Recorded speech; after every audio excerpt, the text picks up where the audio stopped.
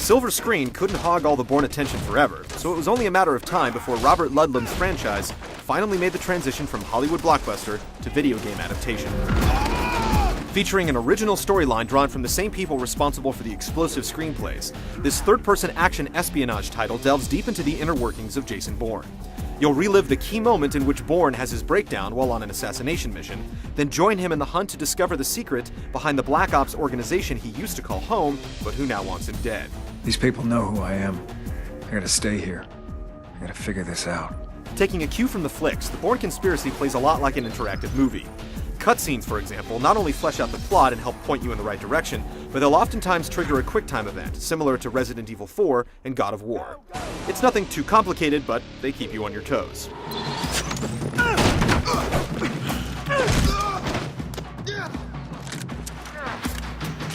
If you've never heard of Jason Bourne, know this. He's one lethal machine. At the expense of $30 million, the government truly molded themselves the perfect weapon, one that is fluid in hand-to-hand combat and an expert in all forms of firearms. Not only can Bourne handle himself in the field, but he also possesses a unique sixth sense, codenamed Bourne Instinct, that enables him to hone in on his surrounding environment, where he can then pinpoint vital objects, pathways, and even locate enemies. Once engaged, it makes the visuals go into grayscale, with only clues left in full color. It also serves another useful ability in that it locks onto enemy locations. When you aren't maneuvering through each episode and uncovering the plot, prepare to engage a plethora of hostile enemies. The combat is a straightforward affair, relying on two types of attacks, fast and heavy.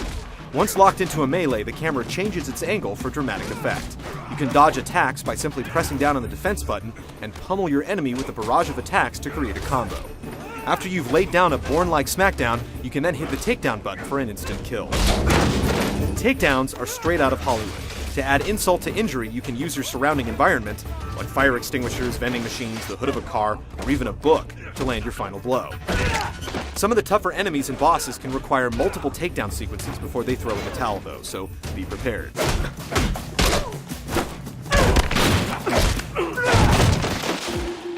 The Bourne Conspiracy isn't your typical run-and-gun type game. You'll have to find cover if you want to stay alive.